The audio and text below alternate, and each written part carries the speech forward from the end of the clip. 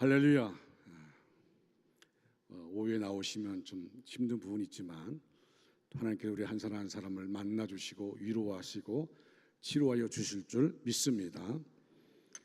인간은 신약 성경에 기록된 히란 말로 호모 사피엔스라고 합니다.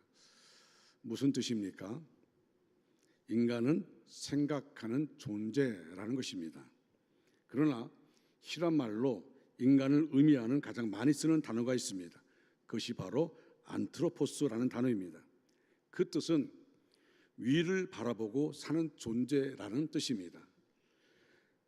저는 두 번째 안트로포스라는 단어가 인간을 나타내는 단어로서 더 합당한 단어라고 생각합니다. 왜냐하면 인간은 위에 계신 하나님을 바라보고 살아야 진정한 만족과 보람을 느끼는 영적인 존재이기 때문입니다. 그런데 기독교에서 영적인 사람이라고 하면 어떤 사람을 말합니까? 하나님의 영으로 영혼을 채운 사람을 영적인 사람이라고 합니다. 그래서 영적인 사람에게는 놀라운 특징들이 나타나게 됩니다. 어떤 특징들이 나타날까요? 첫째는 영적인 사람은 자유함이 있습니다. 오늘 본문 고린도후서 3장 17절 한번 보시기 바랍니다. 주는 영이시니 주의 영이 계신 곳에는 자유함이 있느니라 라고 말씀합니다. 우리나라 사람들은 운명론에 사로잡혀 있는 사람들이 많이 있습니다. 그래서 사주팔자에 매이고 이름에 매이고 풍수지리에 매이고 조상신에 매이고 태길 날짜에 매이고 각종 운수에 매여 삽니다. 제 고향은 서울 마포구 염리동입니다. 그 당시에 수도가 제대로 없을 때 마을에 있는 우물물을 먹고 살았는데 그 우물을 개바우 우물이라 그렇게 말합니다. 봄이 되면 거기다가 새끼줄을 치고 무당이 구슬하곤 합니다. 또 사람들이 물을 길어 왔다가 동전을 던지고 빌고 물을 길어서 갑니다. 제가 가서 물을 기를 때 보면 저는 먼저 우물의 밑바닥을 봅니다. 거기에 동전이 많이 쌓여 있어요. 그럼 참 좋습니다.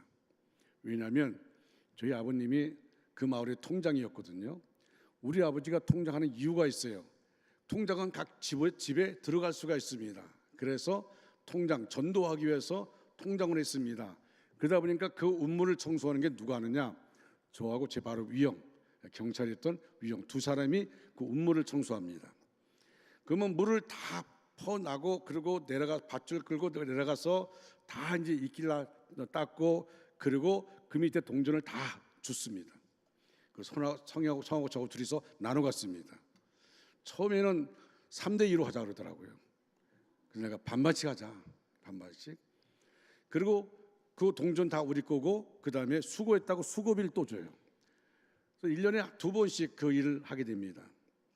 그런데 사람들은 그 일을 두려워합니다. 그 일을 두려워해요.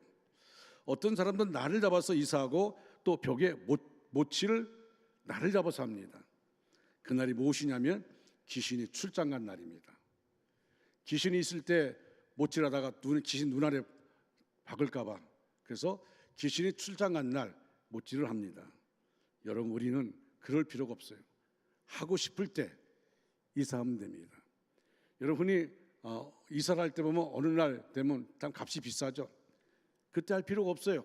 그냥 하고 싶을 때 하십시오. 우리가 그거 매일 필요 뭐가 있습니까? 귀신이 있으면 어때요? 귀신을 눈에다가 그냥 못 박아보는 데죠. 예? 그거 염려할 필요가 뭐가 있어요? 제가 상주 동북에서 첫 목회할 때에 이 태풍이 내륙을 치고 나갈 때가 있었어요. 그래서 마을에 들어가는 그 마을 입구에서 위까지 올라가려면 한참 올라가야 되는데 그 마을 입구에 있던 10m 되는 나무가 태풍에 맞아가지고 쓰러졌고 마을 길을 막아버렸어요. 그런데 문제는 뭐냐? 아무도 그 나무를 치우러 가잖아요. 그 나무가 뭐냐면 마을을 지키는 나무입니다. 그래서 거기다가 새끼줄을 치고 무당 굿하고 그런 일을 합니다. 그런데 그 나무가 쓰러져가지고 마을 길을 막았는데 불구하고 사람들이 차 가지고 왔다가 거기서 내려가지고 그 무거운 것을 지고 올라가요. 경운기도 그냥 거기서 끝납니다. 제가 신기했어요. 그래서 이장님을 찾아갔어요.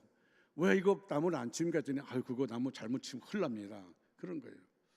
왜 큰일 납니까? 괜히 저주받는다고. 그래서 제가 그랬어요. 그럼 제가 이 마을에 그땐 전도사인데 내가 전도사할 때 내가 이 나무를 치고 있다니 정말 전도사는 치겠냐고. 내가 치고 있다고. 그래서 전기톱을 빌려갖고 그냥 아주 그냥 막 여러분 근데 마을 그 나무를 보니까 속이 다 썩었어. 텅 비었어. 내가 그 나무 보면서 너는 줄 게 아무것도 없는데 너한테 와서 빌고 있으니 얼마나 속이 상하겠니. 속이 다 썩었어요. 그걸 다 토막내 가지고 우리 교회 신자들 전화했어요. 집사님 이거 가져야 했더니 절대 안 가져갑니다. 큰일 납니다. 아니 집사님이 왜 안 가져가요? 무섭다는 거예요. 자기 집에 갖다 놓는 게 무섭다는 거예요. 그래서 제가 그걸 막 끌고 와가지고 교회 벽 담 옆에다가 그걸 다 세워놓고 흙을 놓고 거기다 이제 꽃을 심으려고 그랬더니 그걸 가져왔다고 또 남자 집사님들이 나보러 막 뭐라는 거예요. 신기합니다. 왜 이렇게 두려워합니까? 예수 믿는데 왜 두려워합니까? 제가 끝까지 그거 안 버렸어요. 안 버리고 거기다가 씨를 뿌리고 하니까 얼마나 좋은지. 예? 여러분 우리의 삶 속에 정말 중요한 부분이 뭐냐면 매인다는 겁니다.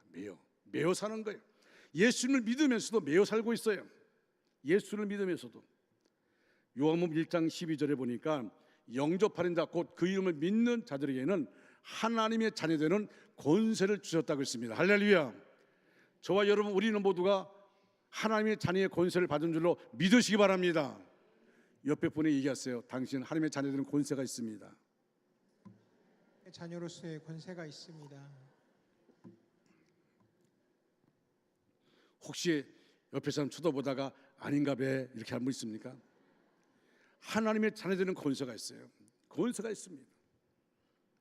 여러분 요한복음 10장 28절로 29절 말씀 너무도 중요한 말씀이죠. 다 같이 큰 소리 읽겠습니다. 시작. 내가 그들에게 영생을 주노니 영원히 멸망하지 아니할 것이요 또 그들을 내 손에서 빼앗을 자가 없느니라. 그들을 주신 내 아버지는 만물보다 크심에 아무도 아버지 손에서 빼앗을 수 없느니라. 할렐루야. 주님을 영접한 우리는 그 어떤 곳에도 매이는 모습이 없어야 합니다. 어떤 귀신도 어떤 재수도 어떤 팔자도 어떤 점도 우리는 맬 수 없습니다. 여러분 두려움에 사로잡힐 수가 없어요. 그럴 수가 없는 것이죠. 제가 군에 있을 때 이제 군사 도로를 놔야 되는데 선악당 나무를 치고 나가야 됩니다. 근데 다 두려워하는 거예요. 그 길을 내야 됩니다. 길을 내야 됩니다. 근데 불교 연주장이 저를 찾아왔어요. 정상병 이거 부탁해도 되나? 그래서 뭔데요? 군대에서 뭐 명령만 하면 되지 뭘 부탁합니까? 그랬더니 그 선악단 나무를 좀 치워달라는 거예요. 그러면 포상우기가 보내주겠다고. 왜 안 합니까? 포상우기가 보내준다는데. 제가 중대 군정이들 데리고 올라가서 그 선악단 나무를 하는데 동네 사람이 다 언덕에 앉아 있어요. 그리고 우리가 막 그거를 막 자르니까 큰일 났다 그래요. 땀 흘리고 씹는 것 뿐이지 큰일 날 게 아무것도 없어요. 아니 뿌리째 뽑아버렸어요. 뿌리째. 그리고 이제 피곤해갖고 이제 그날 저녁에 잠을 자고 아침에 일어났는데 누가 사무실 문을 이렇게 열어요. 그랬더니 안 죽었네 그러는 거예요. 피곤할 뿐이지 뭐가 죽어요? 뭐가 죽습니까? 그거 선악나무 나무에 불과한 거예요. 아무것도 아니에요. 뿌리채 뽑은다고 아무 문제 없어요. 근데 사람들 참 우매한 것이죠. 여러분 믿음의 사람들의 담담이 뭔지 아십니까? 우리는 온 우주 만물을 창조하신 천지를 창조하신 그 하나님이 바로 우리의 아버지입니다. 할렐루야. 왜 우리가 나무에 매여 있습니까? 왜 우리가 운물에 매여 있어요? 매일 필요가 뭐가 있어요? 그게 뭡니까? 우리를 위해서 존재하는 것입니다. 여러분 우리는 운명론에 빠질 필요가 없어요. 제가 당진 시대 어떤 권사님 그러더라고요. 그 집에 어른 나간 거예요. 그 묘를 잘못 써서 그래요. 내가 권사 맞냐고 물어봤어. 당신 권사님 맞냐고. 어떻게 권사 입에서 그런 말이 나와요? 묘를 잘못 써서 그렇다고. 여러분 우리 자신이 아직도 무속신에 빠진 사람들이 있어요.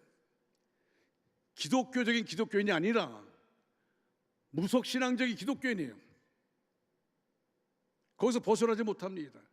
어떤 사람은 유교적인 기독교인이 있어요. 기독교인 됐으면 교회 나왔는데 아직도 유교적인 것이 벗어나지 못하고 있어요. 어떤 사람은 불교적인 기독교인이 있습니다. 제가 전에 목회할 때 불교 신도 회장했던 분이 그 며느리가 그 집에 시집 왔는데 얼마나 열심히 예수를 믿는지 맏며느리입니다. 그러니까 얼마나 싫겠어요. 몰래 성경에서 가지고 갖고 있으면 다 찢어버리고 불태워버리고 그렇게 어려움을 줬어요. 근데 그 며느리가 아무 말도 안 하고 열심히 교회만 나옵니다. 무슨 얘기해도 교회만 나옵니다. 그 남편이 당신만 교회 안 나오면 우리 집안 괜찮은데 왜 자꾸 교회 가서 이렇게 분란 일으키냐고. 나는 이 가정이 복 받으려면 하나님 믿어야 된다고 그러면서 나와요. 여러분, 그런데요, 얼마나 열심히 성소도 하고 얼마나 잘하는지, 그리고 또 아들 딸은 왜 이렇게 잘나는지. 그러니까 가만히 보니까 그 불교 신도회 회장 그분이 옛날 6.25 때 공비들 죽이던 아주 무서운 사람이에요. 근데 이 사람이 불교 나라 보니까 다 못 살아. 기독교 나라니까 다 잘 살고 있어요. 그래서 가족 회의를 했답니다. 무슨 가족 회의를 했냐면, 자, 우리 이제 다 봤으니까 우리 며느리 네가 다니는 교회 우리 가자. 가족 회의라고 다 교회에 나왔어요. 여러분, 한 13명 정도가 한꺼번에 등록했습니다. 할렐루야. 근데 문제는 뭐냐면 그분은 불교적으로 예수를 믿어요. 제가 신방 갔더니 목사님 잘 오셨습니다. 예. 합장하면서 한 번은 그 교회가 뒤에 7 촛대가 있었어. 근데 그날따라 이분이 예배를 드리면서 막 불안해합니다. 막 인상 쓰고 불안해요. 그래서 내가 저분 왜 저러시나. 근데 나중에 알고 보니까 그 촛대 불 하나가 꺼졌어. 여러분, 불교에서 불 꺼지면 큰일 나. 촛불 꺼지면 큰일 납니다. 그래서 내가 그 말 듣고 나서 그걸 다 치워버렸어요. 왜 거기에 매여 있어요? 왜 매여 있습니까? 하나님 앞에 나가는 우리가 왜 불교 믿다가 교회 나와도 불교에서 벗어나야 되는 거예요.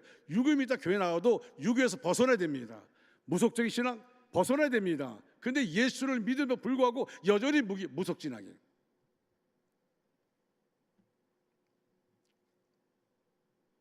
영적인 사람은요, 실패에 매일 필요가 없고요, 패배에 매일 필요가 없어요.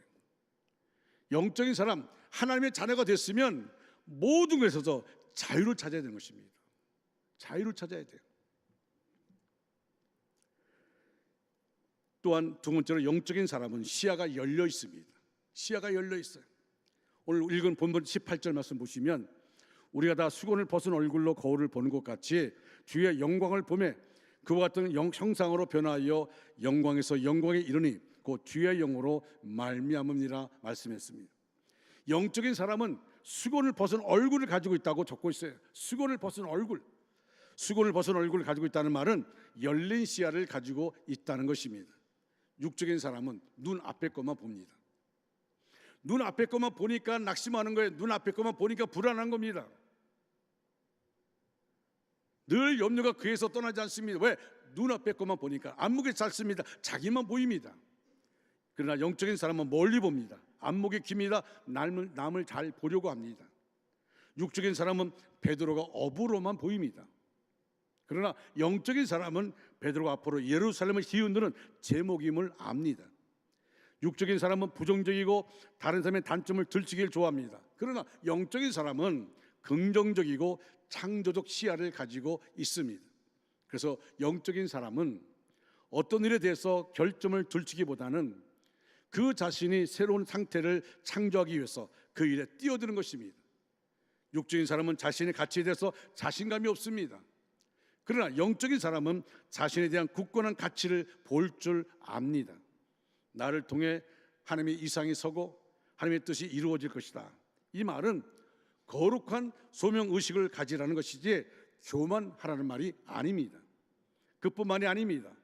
육적인 사람은 세상적인 방법에 예민합니다. 그러나 영적인 사람은 진리와 새 것을 볼 줄 아는 눈이 있습니다. 그래서 영적인 사람은 하나님의 일을 위한 위대한 환상을 가집니다. 우리가 봐야 할 환상은, 그리고 기독교적인 환상은 하나님이 우리 안에 주시는 꿈과 비전이라는 환상입니다. 우리가 성령 충만함으로 얻게 되는 환상은 하나님을 위해 위대한 일을 시작하겠다는 환상입니다. 하나님은 그런 환상이 우리에게 있기를 원하십니다. 그리고 기독교 역사는 언제나 환상이 있는 사람 편에 서 왔습니다. 여러분, 거룩한 비전을 가지시기 바랍니다. 은혜 안에 머물기를 바랍니다. 하나님이 내 안에 역사하실 것을 바라보고 해나가는 것입니다. 여러분, 믿음의 사람들은 현재 지금 나 자신의 모습이 아닙니다. 제가 전에 요셉의 예화를 들었죠. 요셉은 그가 꿈을 가졌어요. 하나님이 꿈을 줬어요. 그 꿈을 줬는데 그 꿈대로 되는 것이 아니라 도리어 꿈과는 멀리 반대로 되어집니다.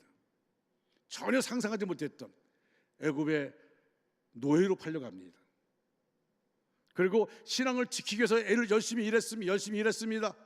그리고 그를 통해서 하나님이 보여주는 그런 삶을 살았습니다. 열심히 살았는데 보디발의 유혹을 받아서 뿌리치니까 감옥에 들어갑니다. 전혀 꿈과 관계없이 그렇게 거쳐가는 겁니다.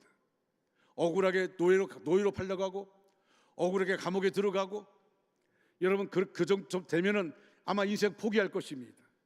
그런데 요셉은 그렇지 않습니다. 요셉은 그가 보디발 집에 있을 때에도 감옥에 들어갈 때에도 그는 항상 다른 사람을 섬기는 일들을 하게 되어집니다. 여러분, 저는 창세기 39장의 말씀을 볼 때마다 이런 생각을 합니다. 하나님이 이미 애굽과 야곱의 가족들을 구하기 위한 계획을 가지고 있었어요. 그리고 요셉에게 꿈을 줬습니다. 그리고 그 꿈을 이룰 수 있는 자인가 하나님이 테스트합니다. 노예로 테스트했습니다. 감옥으로 테스트했습니다. 여러분, 요셉이 하나님 나 애굽의 총리 될게요 그렇게 말하지 않았어요. 그냥 꿈을 주셨지 그 꿈이 뭔지를 몰랐어요. 그 꿈이 뭡니까? 다른 고식단들이, 형들의 고식단이 자기의 절하는 꿈입니다. 그 뜻이 뭔지를 몰랐어요.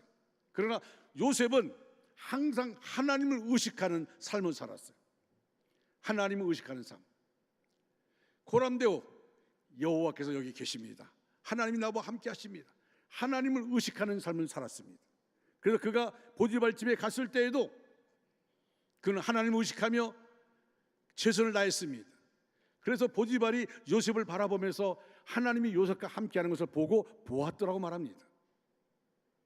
그리고 그를 가정 총무로 삼습니다. 감옥에 들어갔을 때도 하나님이 그 간수장의 마음을 붙잡아 주셔서 재반 모든 상황을 요셉에게 맡깁니다. 요셉은 다른 죄수들을 섬기는 일을 합니다. 그 감옥이 어떤 감옥입니까? 정치인의 감옥이었어요. 거기서 애굽의 정치를 배웁니다. 보디발 집에서 경제를 배웁니다. 그리고 그 과정을 통해서 나이 30에 애굽의 총리가 되는 것입니다.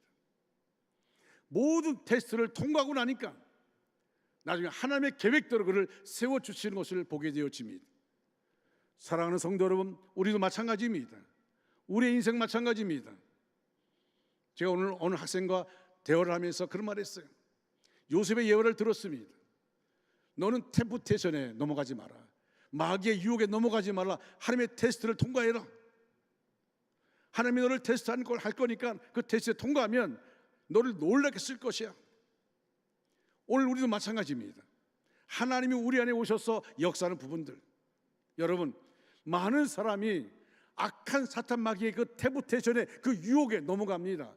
하나님의 계획을 짰는데 그 계획 속에 들어가는 것이 아니라 마귀가 그 계획 속에 들어가지 못하도록 그 유혹하는 것에 넘어가려고 합니다. 포기합니다. 사랑하는 원중학교 성도 여러분, 템프테이션에 유혹에 넘어가지 마시고 하나님의 테스트를 통과하는 저와 여러분 되기를 주님의 이름으로 축원합니다. 축원합니다. 테스트를 통과하는 겁니다. 지금 내 인생 자체가 하나님의 손에 있는 것을 믿는다면 나는 하나님의 계획 가운데 있는 겁니다. 하나님의 계획 속에 있어요. 하나님이 나를 이끌어 가실 겁니다. 그리고 내가 지금 당하는 여러 가지 어려움들, 마치 요셉이 당하는 고통처럼 이해할 수 없는 상황이랄지라도 우리 그 안에서 늘 하나님을 의식하며 살아갈 때 우리 나중에 요셉의 고백이 나의 고백 될 겁니다. 정말 꿈대로 그 형들이 와서 자기 동생이 총리인 줄 모르고 그 앞에 절을 합니다. 나중에 요셉이 총리라는 것을 알고 두려워 떱니다. 그때 요셉이 뭐라 얘기합니까? 두려워하지 마십시오. 당신이 나를 애굽에 보낸 게 아니라 하나님이 나를 보냈습니다. 하나님이 나에게 하신 겁니다.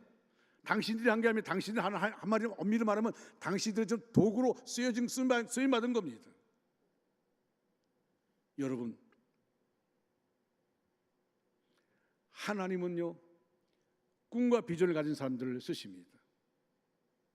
하나님만 바라보는 사람은 쓰십니다. 세 번째로 영적인 사람은 주의 영광이 나타납니다.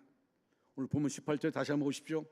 우리가 다 수건을 벗은 얼굴로 거울을 보는 것 같이 주의 영광을 보매, 다시 말하면 주의 성령을 받은 자에게는 주의 영광이 나타나 보인다는 것입니다.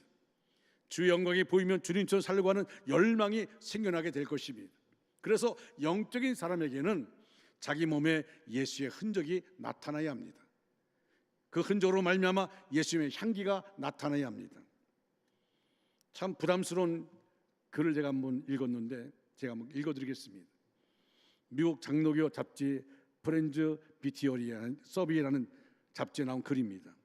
어느 분의 간증담입니다. 꿈을 꾸고 있었습니다. 천국을 이리저리 구경하고 있었습니다. 수많은 나라 사람이 천국에 와서 생활하고 있는 모습이 보였습니다. 정말 신비로운 모습이었습니다. 그는 옆 사람에게 물었습니다. 당신은 어떻게 신앙생활하다가 천국에 오셨습니까? 그는 이렇게 대답했습니다. 나는 1860년 동안 이곳에서 살고 있습니다. 일찍 온 셈이지요.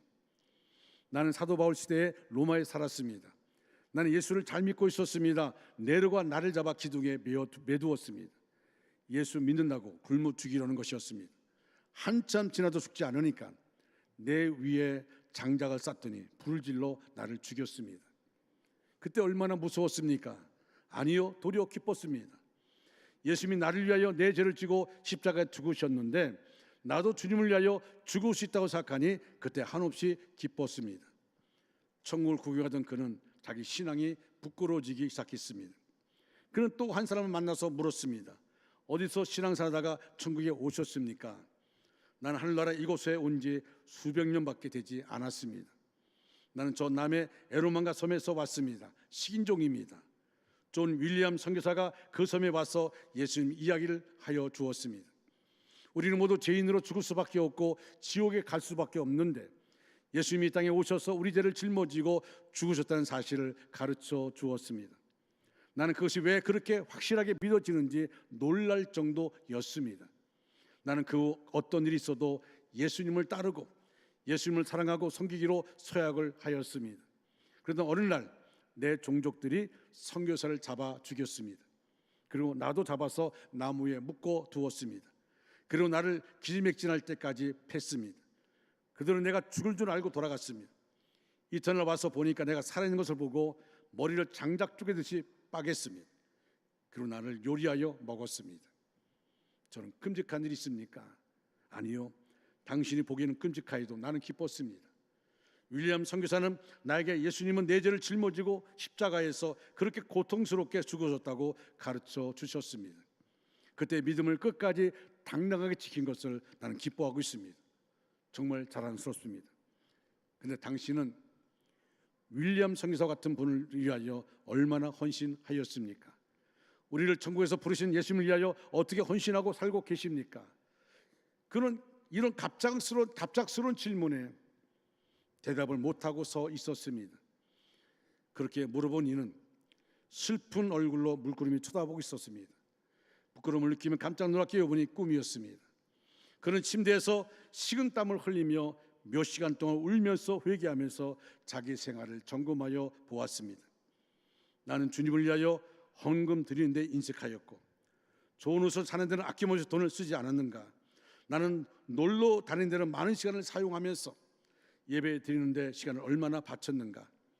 나는 건강을 위하여 좋은 것이라면 다 사 먹으면서 영적 건강을 위하여 얼마나 기도하였고 영적인 책을 사 보았는가? 그는 주룩주룩 눈물을 흘리다가 꿈에서 깨어나 자기 영적 생활을 다시 조정하기 위해서 시작했습니다.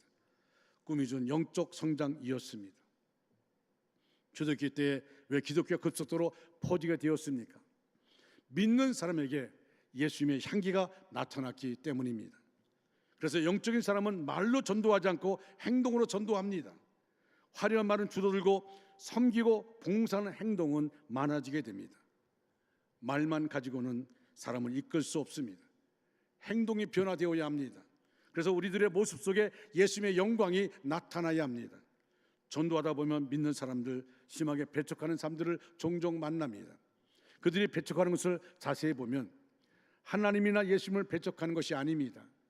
성경의 내용에 질문하는 사람도 많지만 사실 그것은 진리를 알고 싶다는 것이지 성경을 배척하기 때문에 그런 것은 아닙니다.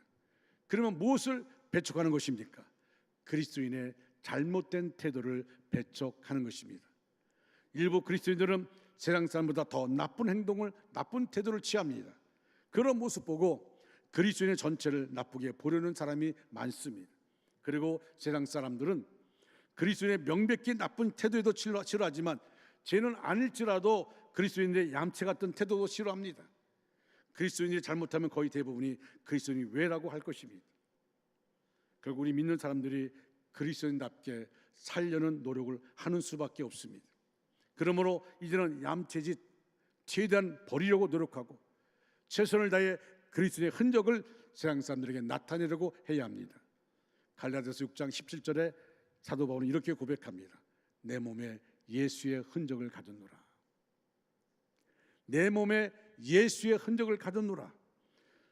이 사도 바울의 고백이 바로 우리 고백이 되도록 노력해야 합니다.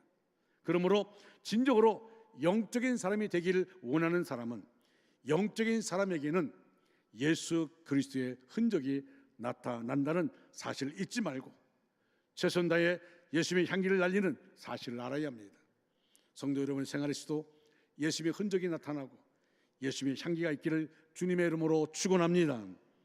네 번째로 영적인 사람은 예수님의 형상으로 변하게 됩니다. 18절 다시 한번 봅니다. 우리가 다 수건을 벗은 얼굴로 거울을 보는 것 같이 주의 영광을 보매 그와 같은 형상으로 변하여 영광에서 영광에 이르니 곧 주의 영으로 말미암음이라. 영적인 사람은 그의 삶에 조금씩 주의 흔적이 나타나다가 결국 주님의 형상이 그에게 나타난다고 본문을 말하고 있습니다. 하나님이 주시는 축복 중에 최고의 축복이 뭡니까? 예수님을 닮는 것입니다. 예수님을 닮는 것입니다.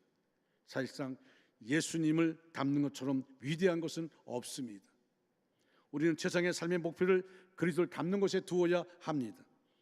예수님을 닮을 때 우리는 겸손한 자가 됩니다. 겸손은 세상 사람에게는 그렇게 크게 요구되지 않을지라도 하나님의 사람에게는 필수적인 자격증과 같은 것입니다. 왜냐하면 하나님은 겸손한 사람을 통해서 일하시기 때문입니다. 또한 예수님을 많이 닮으면 닮을수록 비판의 소리가 적고 다른 사람을 감싸 안고 이해하고 사랑하고 용서가 넘치는 사람이 됩니다. 믿는 사람들 가운데도 사랑과 용서가 없는 자가 있을 수가 있습니다. 그러나 사랑과 용서가 없으면 아무리 영적인 어떤 모습을 보여도 그 사람은 결코 영적인 사람이라고 말할 수 없습니다. 딸과 아들을 둔 어떤 어머니가 자녀를 방문하기 위해서 미국으로 갔습니다. 먼저 딸 집에 갔습니다. 어머니가 깜짝 놀랐어요. 그 이유는 딸이 일어나기도 전에 사위가 먼저 일어나 아침을 만들어 먹고 샌드위치를 싸서 출근하는 모습 때문이었습니다. 자기 딸을 그토록 사랑해주는 사위가 한없이 고맙고 사랑스럽게 보였습니다. 그리고 기쁜 마음으로 아들 집으로 갔습니다. 그 다음 날 아들 집에 일찍 갔더니 이른 아침에 며느리는 일어나지도 않고 아들 혼자 아침 먹고 샌드위치를 싸고 출근하는 것이었습니다. 자기 아들이 너무 불쌍해 보이는 겁니다. 며느리 행동이 얼마나 괘씸한지 참을 수가 없었다고 합니다. 자기 딸의 행동이나 며느리의 행동이나 조금 더 다를 것이 없었는데 어째서 하나는 그토록 믿게만 보였을까요? 사랑입니다. 그것은 허다한 실수와 허물을 덮어준다고 하였습니다. 사랑이 있으면 모든 것이 아름답게 보입니다. 그러나 그 사랑이 식어지면 아름다운 것도 추하게 봅니다. 선한 것도 악하게 보이는 것입니다. 실수와 허물을 덮지 못하는 이유가 있다면 사랑입니다. 사랑하면 실수와 허물을 덮을 수가 있습니다.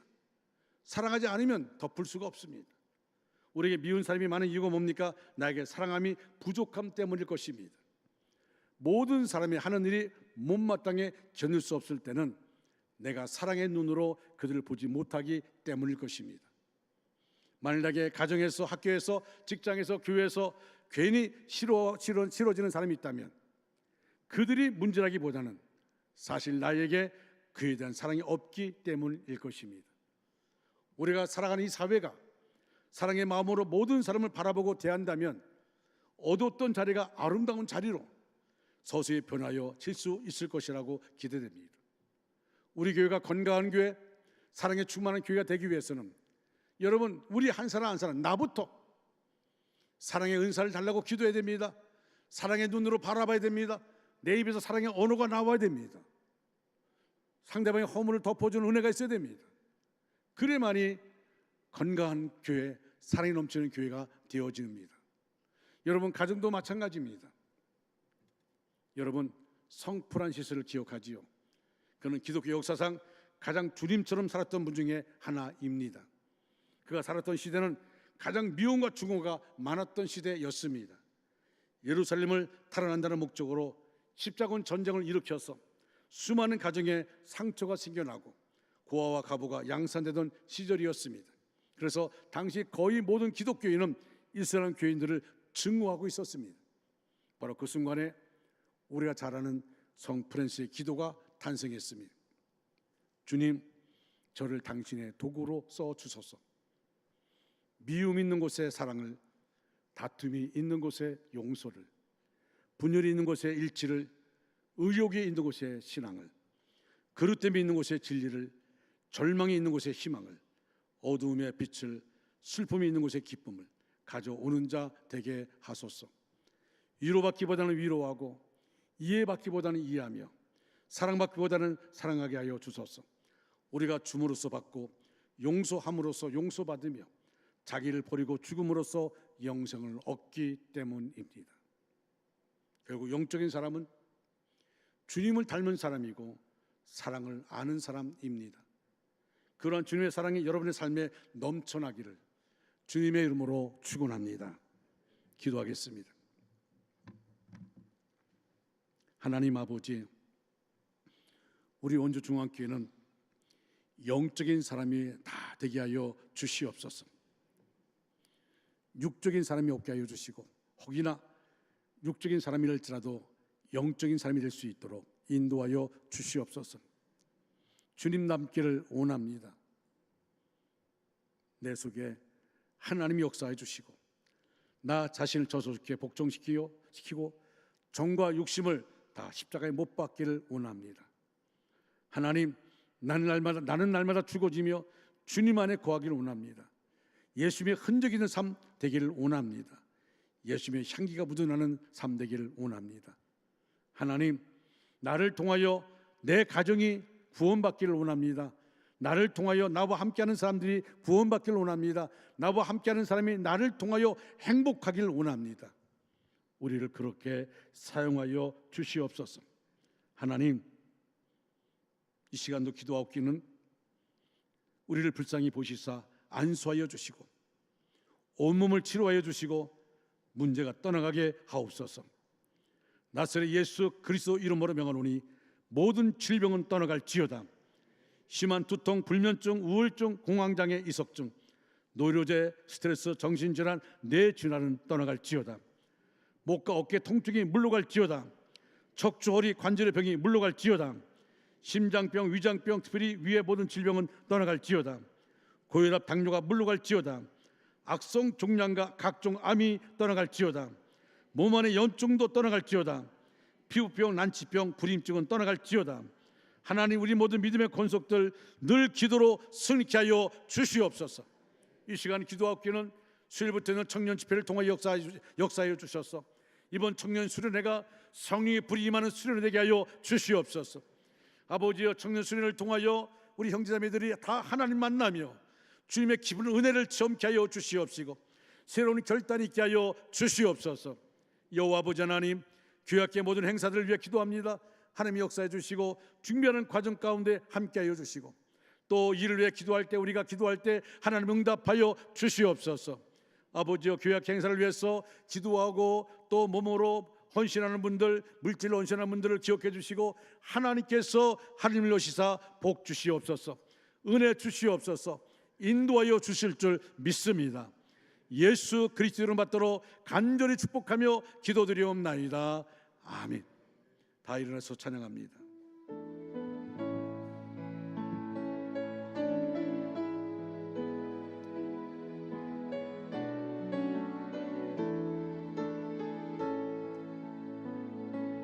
주님이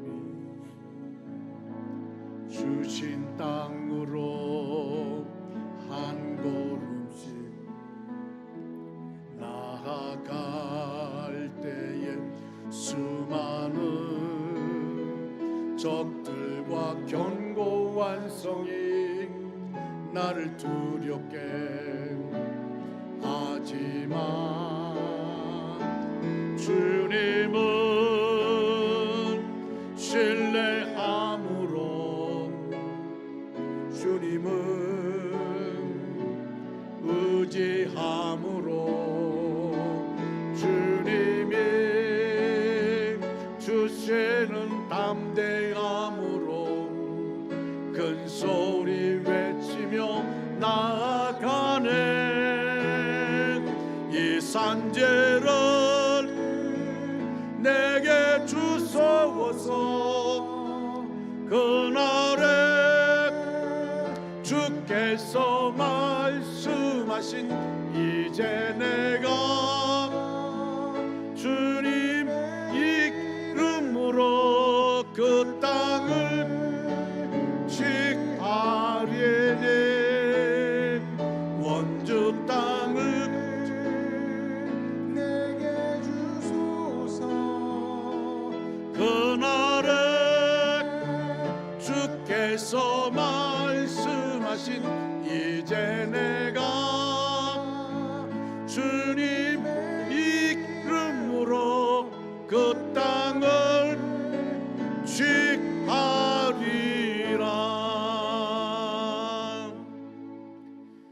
지금은 우리 구주 예수 그리스도의 은혜와 하나님 아버지의 극진하신 사랑하심과 성령님의 감동 내주로 충만 역사하심이 우리 전체 위에, 우리 가정과 생업과 사업과 그 위에, 원주 땅과 대한민국 위에 이제로부터 영원토록 함께 하시기를 간절히 축원하옵나이다. 아멘.